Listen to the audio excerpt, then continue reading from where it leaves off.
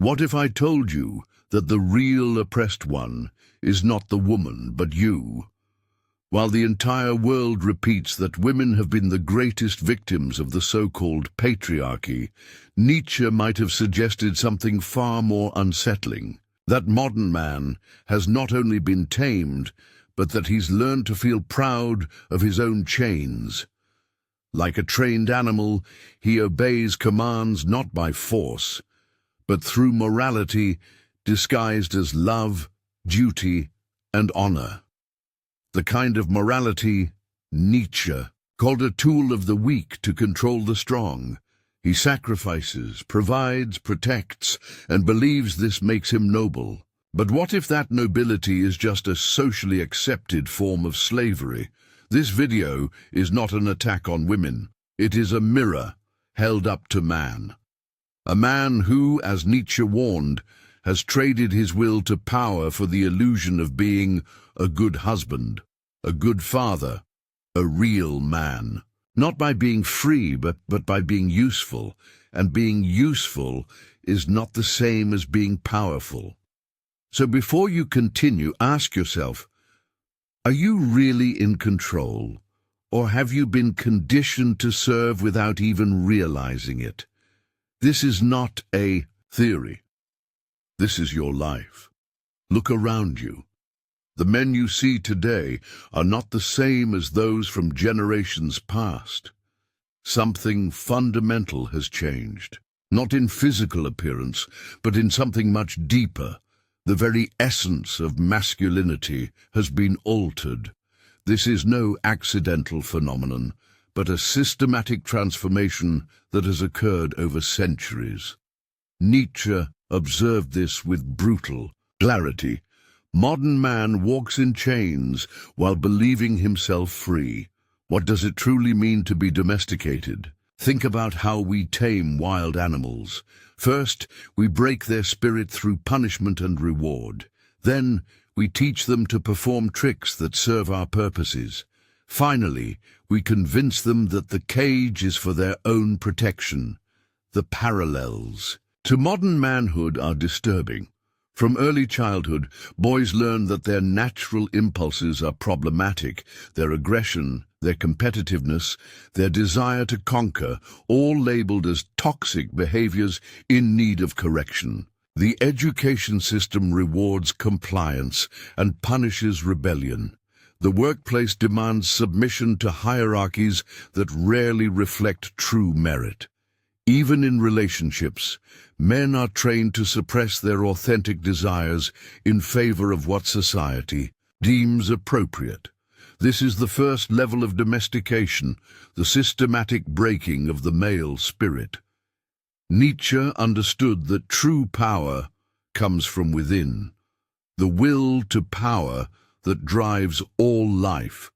But modern society has convinced men that power lies in external validation, your salary, your status, your ability to provide. These are not manifestations of your power, they are measures of your utility to the system. Consider the modern ritual of dating and marriage. Men are expected to pursue, to pay, to propose, all while demonstrating they can be providers and protectors. On the surface, this appears to position men as the active, powerful parties. But Nietzsche would recognize this as a clever inversion. The pursuer is actually the one seeking approval. The provider is the one whose value is conditional on what he can offer. This isn't power, it's servitude, disguised as privilege. The most insidious aspect of domestication is that men haven't merely accepted these chains, they've learned to take pride in them. The good man is defined by his willingness to sacrifice his own interests. He works the job he hates to pay for, the house he barely lives in. He abandons dreams and passions in the name of responsibility. And society rewards him with pats on the back. What a great provider, they say. What a dedicated husband and father. But Nietzsche would ask, At what cost? The cost is your authenticity. The cost is the wild, untamed force of masculinity that once drove men to explore uncharted territories, to challenge the impossible, to transform the world through sheer force of will. That power hasn't disappeared. It has been redirected to serve interests that aren't your own. Look at how men compete today. Not through direct confrontation or honest expression of dominance, but through subtle displays of status. Who has the better career, the bigger house, the more attractive partner? These aren't expressions of your will to power. They're socially acceptable channels for impulses that have been denied any authentic outlet. The truly disturbing reality is that most men don't even recognize their condition. The cage has been with them so long that it feels like home. The chains have become so familiar, they're mistaken for jewelry. This is the mastery of modern domestication. Not just to tame men, but to make them believe that being tamed is their natural state. Nietzsche foresaw this when he wrote about the last man, the human who has forgotten what it means to be wild, to take risks, to create beyond the boundaries of convention. The last man seeks comfort above all else. He avoids pain, avoids confrontation, avoids the very experiences that might awaken him to his condition. Freedom doesn't come from better accommodations within your cage. It begins with the painful recognition that you are caged at all. This is the first step toward authentic manhood. Not the domesticated version sold to you since childhood, but the primal force that existed long before society decided to tame it. The cage you call freedom was built slowly, invisibly, with your unwitting participation, and the first step to breaking free isn't to attack those who benefit from your domestication. It's to recognize that you've been complicit in your own taming. You've accepted rewards for good behavior. You've internalized the idea that your natural state needed correction. This recognition isn't about blame, it's about clarity. Because only when you see the cage clearly can you begin to imagine life beyond its bars. What if the very virtues you take pride in were designed specifically to control you? This is perhaps Nietzsche's most controversial insight. Morality itself is not a universal good, but often a tool of control. Particularly when it comes to manhood, our ideas of virtue have been carefully crafted to redirect male energy from power to service. Think about the qualities most praised in modern men: selflessness, sacrifice, putting others' needs before your own. These sound noble on the surface, and that's precisely the genius of the system. Who would question virtues that seem so obviously good? But Nietzsche dared to ask, good for whom? The selfless man doesn't pursue his own interests. The sacrificing man gives up what he truly wants. The accommodating man suppresses his own needs. In each case, male energy is diverted away from self-fulfillment and towards serving external demands. This isn't coincidence, it's design. Nietzsche distinguished between master morality and slave morality. Master morality celebrates strength, courage, honesty, and power. It says yes to life's full expression. Slave morality, by contrast, elevates traits that serve the weak: humility, obedience, patience, and self-denial. Over centuries, slave morality has increasingly dominated our culture, particularly when defining what makes a good man. Consider how we judge male behavior in relationships. The good husband is the one who consistently puts his wife's happiness above his own. The good father sacrifices everything for his children. These sound like beautiful ideals, but examine them through Nietzsche's lens. They represent a complete subordination of male interests to others. And rather than recognizing this as a loss, we've been taught to see it as moral achievement. Even more cunningly, any man who questions these expectations is immediately labeled selfish, immature, or afraid of commitment. The moral framework doesn't just prescribe behavior, it preemptively attacks anyone who might challenge it. This is what Nietzsche called the tyranny of virtue, a system where questioning the dominant moral view instantly marks you as immoral. The true purpose of this moral framework isn't to make men better, it's to make them useful. Useful to their partners, useful to their families, useful to society at large. And there's the key distinction. Usefulness is not the same as flourishing. A tool is useful. A servant is useful. But neither is truly free. This moral system operates most effectively through guilt and shame rather than external force. Men don't need to be physically constrained when they've internalized the belief that their natural impulses are shameful. The desire for multiple partners, the urge to prioritize personal ambition, even the simple wish for solitude and independence. All these natural male drives have been morally weaponized against men themselves. If you really loved her, you wouldn't want anyone else. If you were a real man, you'd put your family first. Selfish becomes the ultimate condemnation for any man who prioritizes his own path. The genius of this system is that men police themselves, feeling genuine shame for desires that are perfectly natural from a Nietzschean perspective. Religion played a crucial role in cementing this moral framework. Christianity, in particular, elevated self-sacrifice to the highest virtue through the example of Jesus. What better way to tame the male spirit than to present the divine itself as willingly sacrificed? Nietzsche recognized this when he critiqued Christianity as a religion that sanctified weakness and condemned power. The cross, a symbol of submission and sacrifice, replaced earlier religious symbols that celebrated strength and vitality. But even as organized religion has declined in influence, its moral legacy remains deeply embedded in our culture. The secular world has simply repackaged the same expectations. The good man is still defined by what he gives up, not by what he becomes. Modern relationships reflect this moral framework perfectly.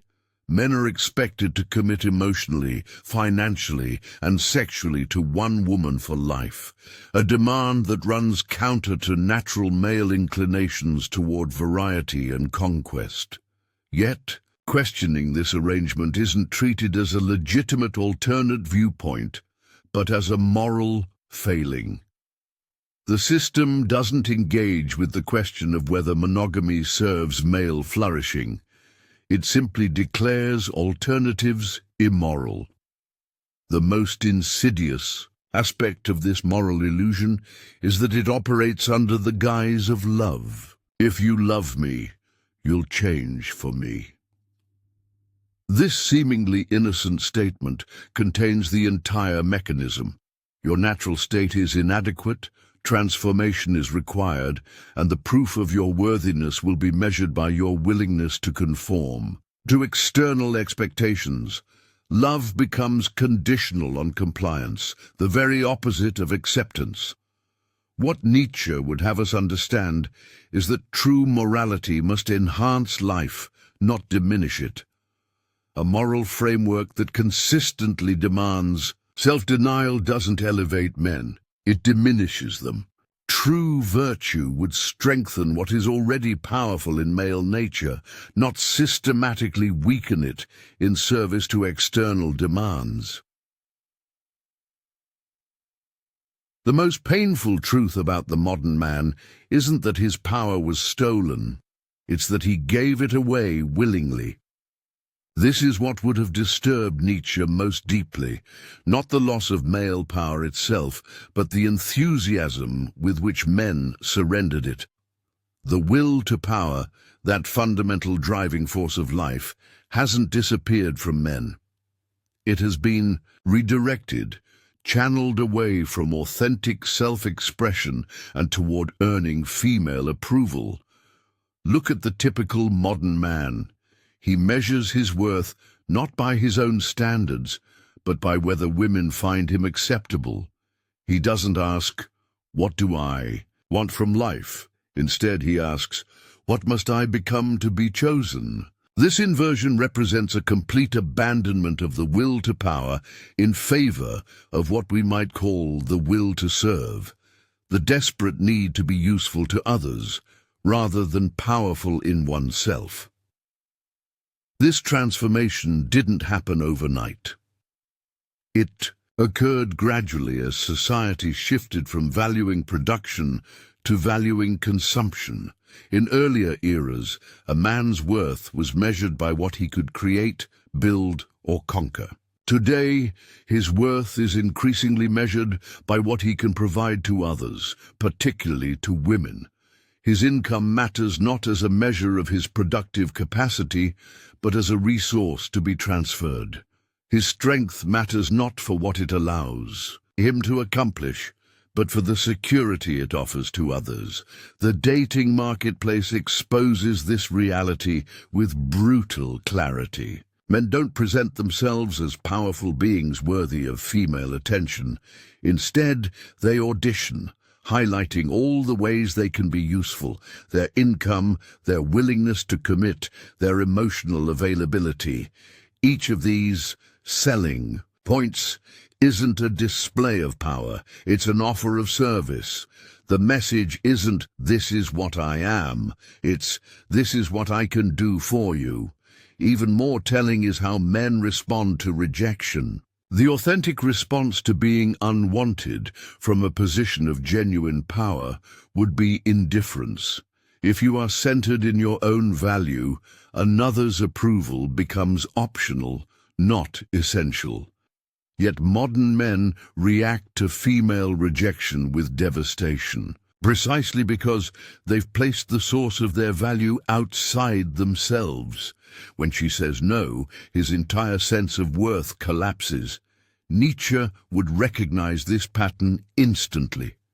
He wrote extensively about slave morality, which values traits that serve others rather than express one's own greatness. The modern male paradigm perfectly embodies this inverted value system, where being good, useful, safe, accommodating has completely replaced being powerful, authentic, self-directed, uncompromising. The most insidious aspect of this transformation is that many men believe they're pursuing power when they're actually pursuing approval. They work crushing hours at jobs they hate, believing the money represents power, when in reality it represents their willingness to sacrifice their time, health, and passions to meet external expectations. They suppress their authentic sexual nature, believing this demonstrates moral strength, when it actually represents submission to moral frameworks designed to control them. Social media has intensified this dynamic to unprecedented levels. Men now perform their worthiness publicly, seeking validation through likes and comments, primarily from female audiences. Each post that says, "I respect women," or "I'm one of the good ones," isn't a statement of genuine belief. It's a mating, display, advertising usefulness and compliance.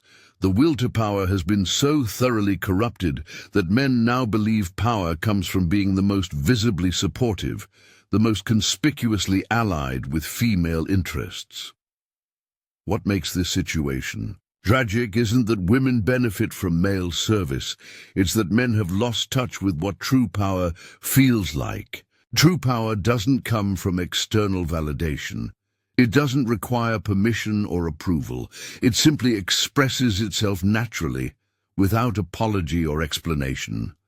This is the power Nietzsche celebrated, not power over others, but power as authentic self-expression, the overflow of a strong spirit that creates its own values rather than serving values imposed from outside. The path back to authentic power begins with a simple but uncomfortable question. What do you want? Not what you've been told to want, not what will make you attractive or acceptable. What do you truly desire from this one brief life you've been given?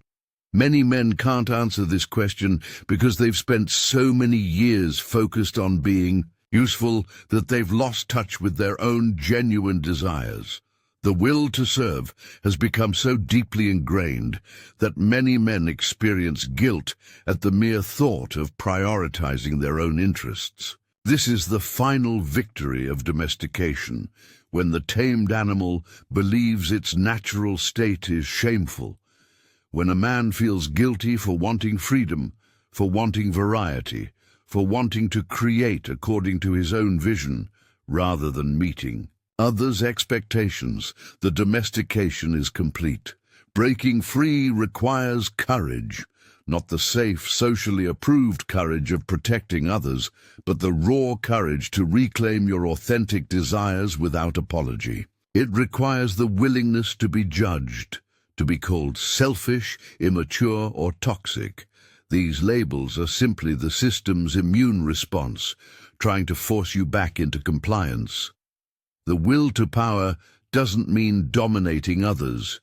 It means refusing to be dominated by expectations, by guilt, by the need for approval.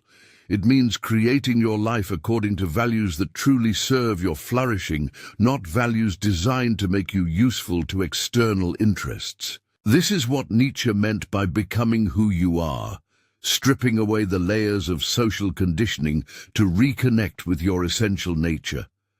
The man who reclaims his will to power doesn't need to announce it or seek validation for it. He simply lives it day by day, choice by choice. And paradoxically, this authentic expression of male nature is often more attractive than the carefully constructed performance of usefulness. Women don't want men who exist to serve them. They want men who exist for themselves, complete and self-contained, offering connection from strength rather than need. This is the painful truth no woman wants you to know.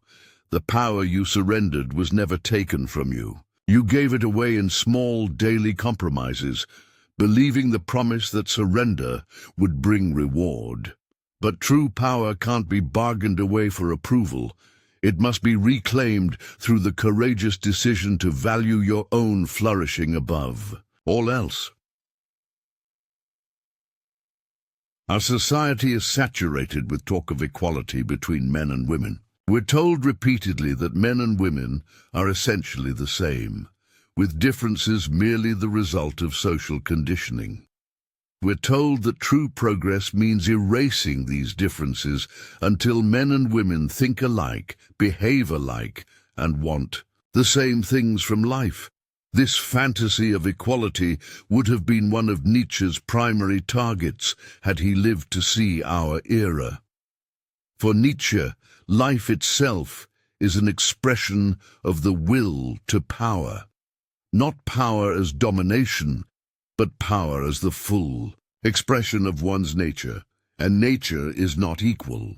It is diverse, hierarchical, and filled with fundamental differences that cannot be erased through ideology or wishful thinking. Nietzsche would view our modern obsession with equality not as moral progress, but as a dangerous denial of reality, a kind of collective madness where we pretend not to see what is directly before our eyes. The differences between men and women aren't merely physical, they extend to psychological drives, emotional patterns, and fundamental relationship to the will to power itself. Men tend to express the will to power directly through creation, conquest, and competition, Women often express it indirectly through influence, connection, and the capacity to inspire action in others. Neither expression is superior. They are simply different strategies that evolved over millions of years. Our modern insistence that these differences don't exist, or exist only because of patriarchal conditioning, creates a society built on a fundamental lie, and a society that cannot speak truth about its most basic realities, cannot solve its most pressing problems. Men and women find themselves increasingly frustrated with each other precisely because we've been taught to expect sameness where difference naturally exists. Consider how we approach relationships. The fantasy of equality tells us that men and women want the same things: equal emotional expression, equal desire for commitment, equal approaches to sexuality. But honest observation reveals profound differences.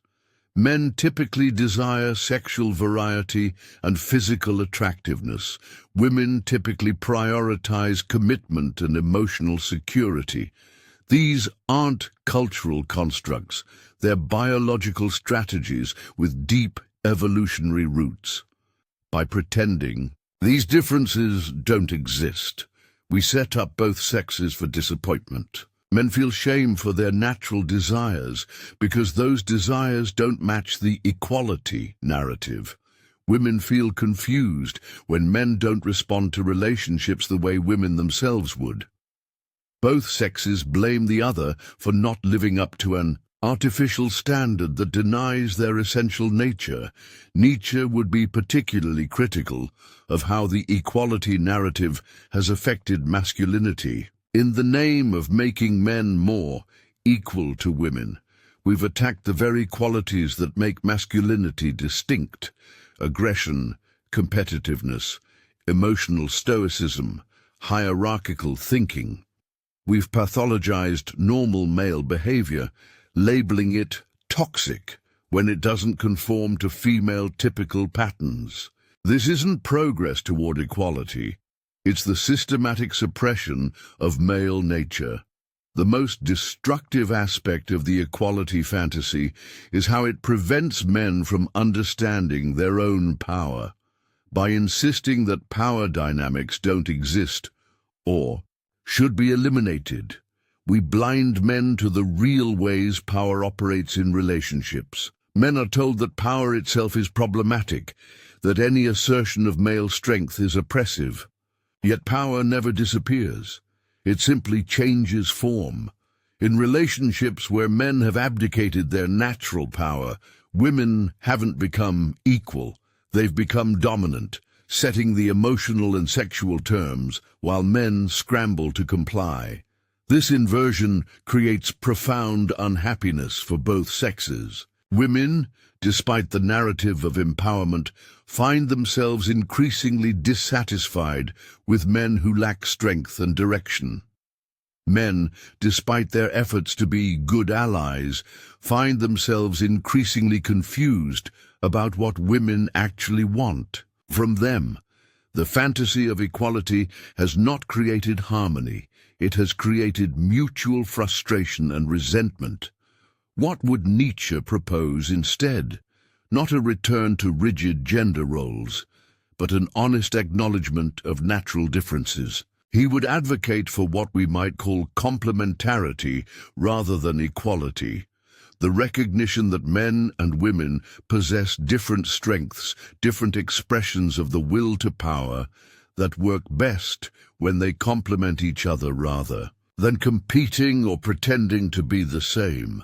In a relationship built on complementarity rather than equality, each sex brings distinct qualities to the partnership. Men bring direction, protection, and decisive action. Women bring nurturing, intuition, and emotional intelligence. Neither dominates the other. They create something greater together than either could create alone. This is not oppression, it's synergy. the natural outcome when differences are celebrated rather than denied. The fantasy of equality has another devastating consequence.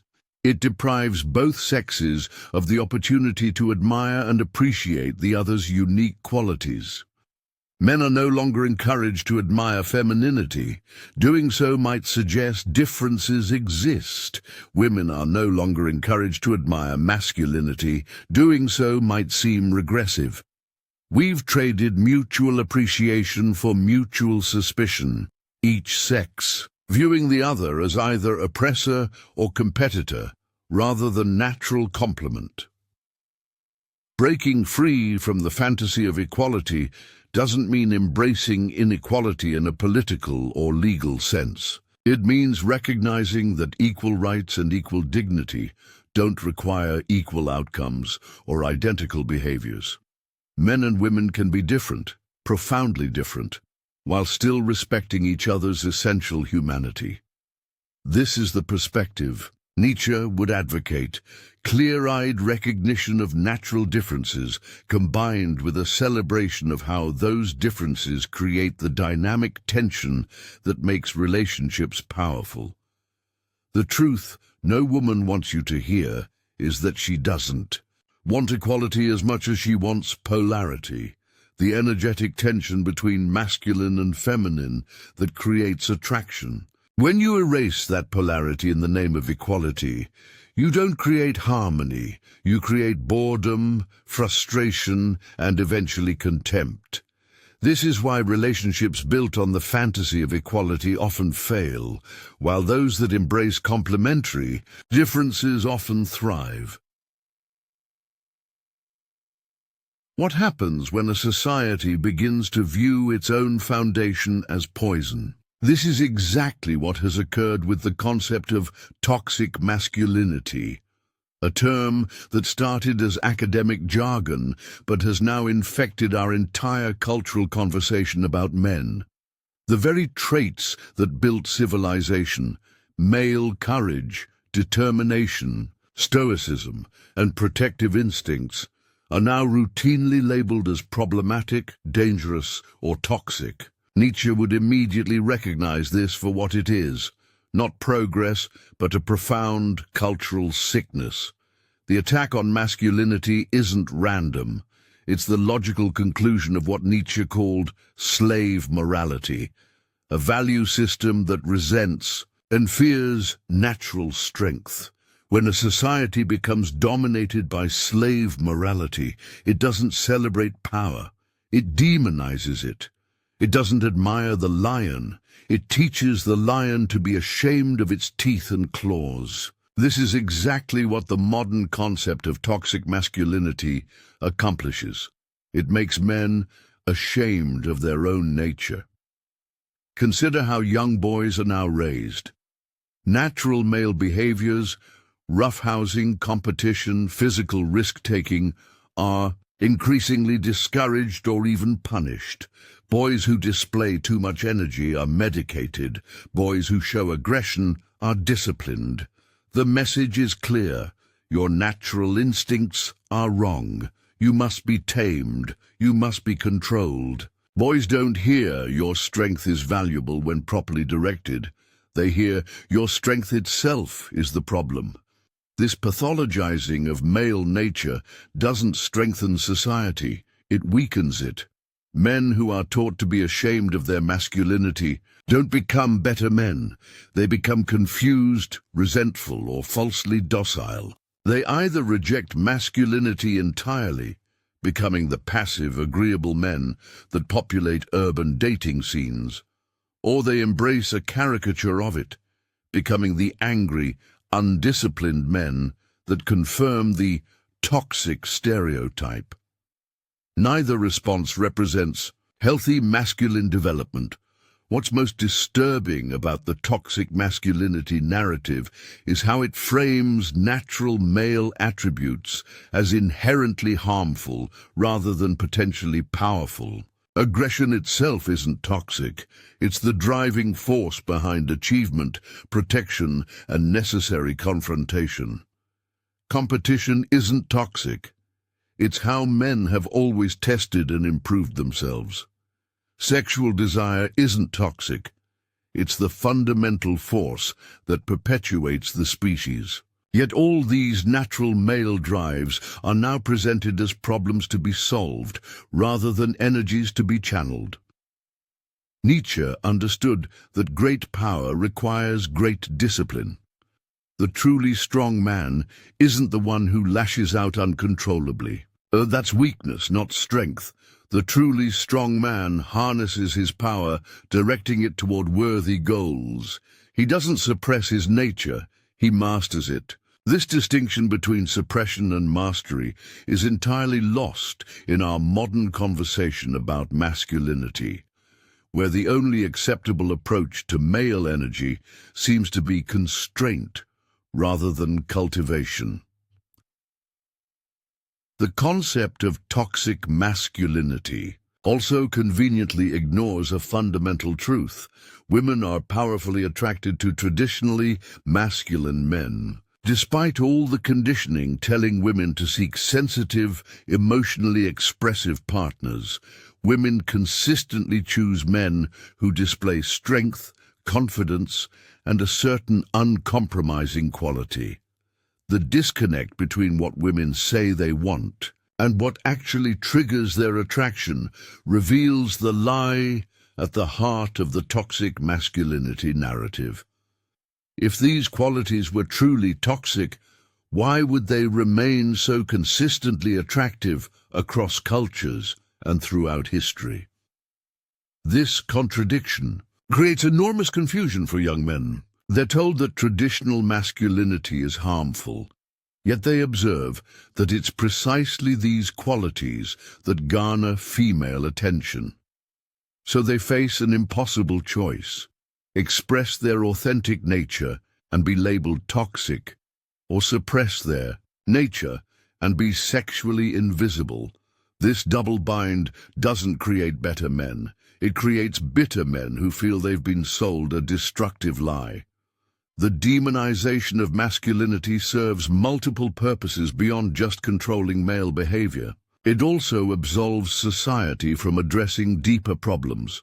When male suicide rates spike, when boys fall behind in education, when young men retreat into video games and pornography rather than participating in society, blaming toxic masculinity is easier than examining how our culture has failed to provide meaningful paths for male development. It places the blame on men themselves, rather than on a system that increasingly views them as problematic by default. What would Nietzsche propose? Instead, not a return to unrestrained aggression, but a renewed respect for the constructive power of masculine energy. He would advocate for a society that channels male strength rather than suppressing it, that provides meaningful challenges rather than comfortable distractions, that honors rather than demonizes the masculine spirit. Most importantly, he would call for honesty, an acknowledgement that masculine energy isn't a social problem to be solved, but a natural force to be respected. This honesty would require recognizing that men and women are different, not just in body, but in spirit, in their relationship to power, risk, and confrontation. Men generally seek to overcome obstacles directly. Women often prefer to navigate around them. Men typically thrive in environments of open competition. Women typically excel in cooperative contexts. These aren't stereotypes, they're patterns observed consistently across cultures and throughout history. A healthy society acknowledges these differences and creates space for both approaches, rather than insisting one is superior to the other. The most dangerous consequence of the toxic masculinity narrative is how it has turned men and women against each other. Men increasingly view women as adversaries rather than complements, as critics always ready to label their behavior problematic.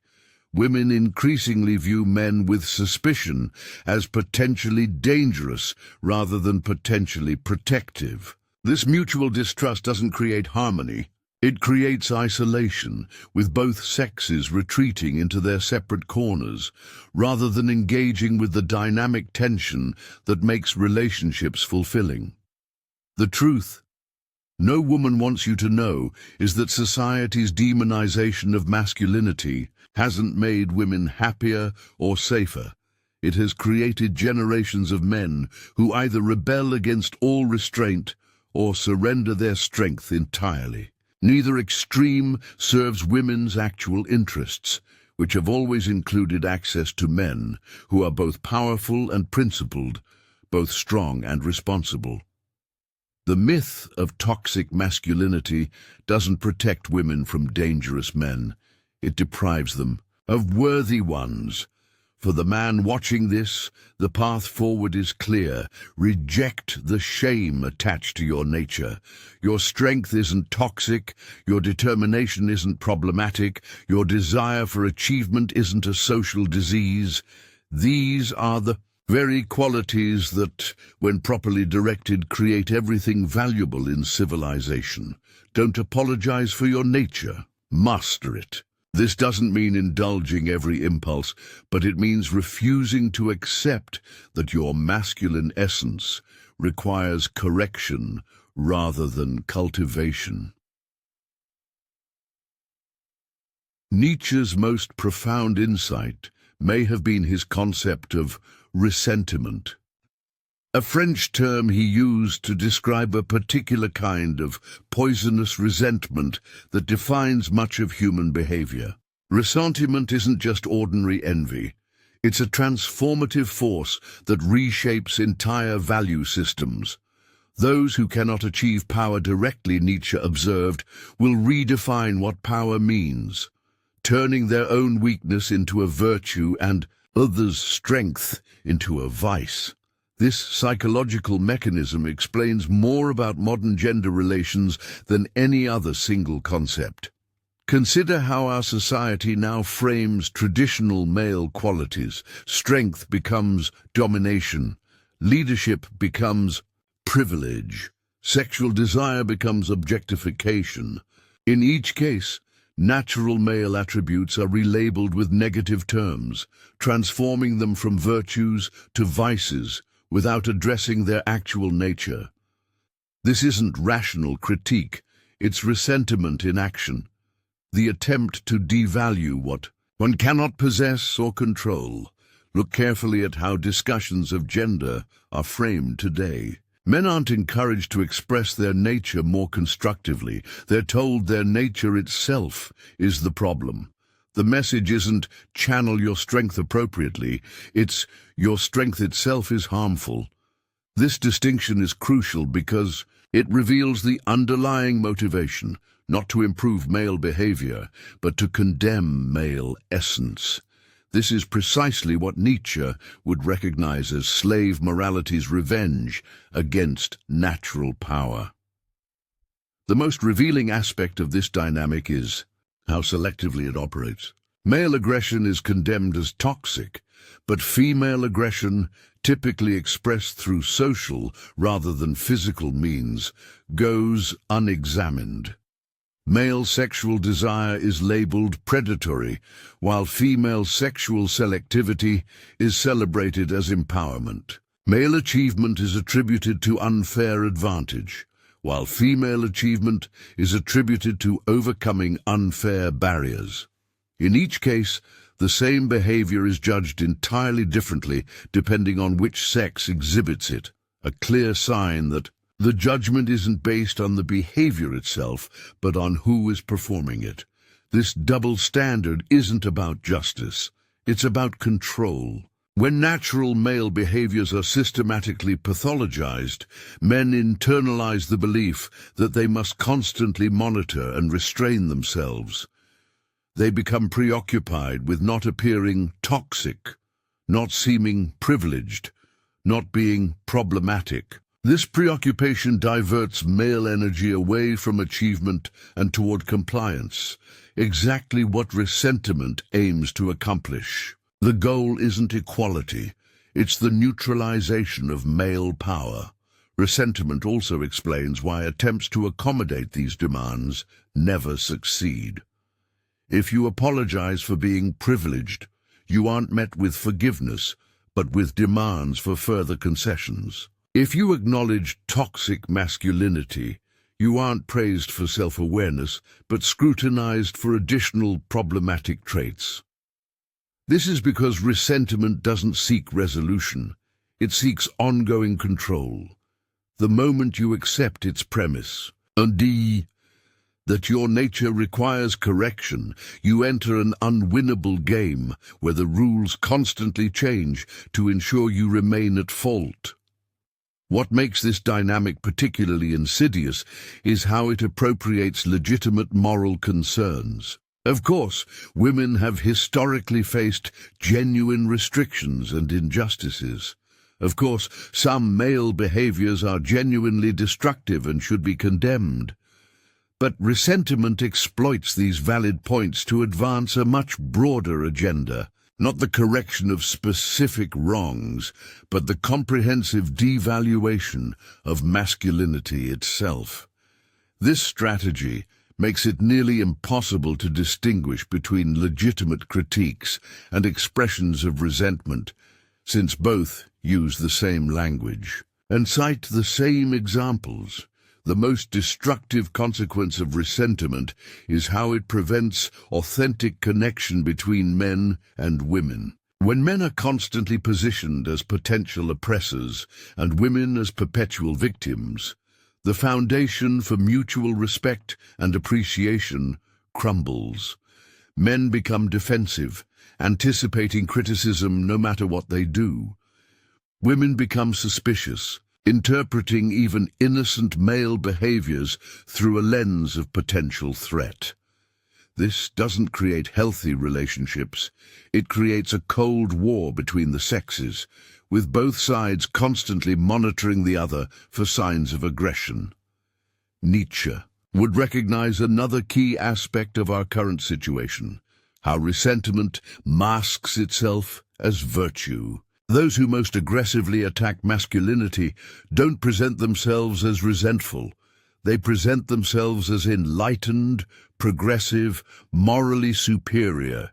This is exactly how slave morality operates, not by admitting its underlying motives, but by disguising them behind noble-sounding principles. The person condemning male privilege rarely acknowledges their desire for power. They claim to speak only for justice, even as they accumulate social capital through their performative critique. What's the alternative to this cycle of resentment? Nietzsche would suggest a return to what he called master morality, a value system based on affirmation rather than negation, on creation rather than critique. In this perspective, the question isn't what's wrong with men, but what can men create with their unique attributes? It focuses not on restraining male nature, but on channeling it toward constructive ends. Most importantly, it judges actions by their results, rather than by abstract moral categories detached from real-world consequences. The greatest prison is not the one society built for you, but the one you willingly maintain for yourself. A cage where the door has always been unlocked, waiting only for you to realize that your captivity was always a choice.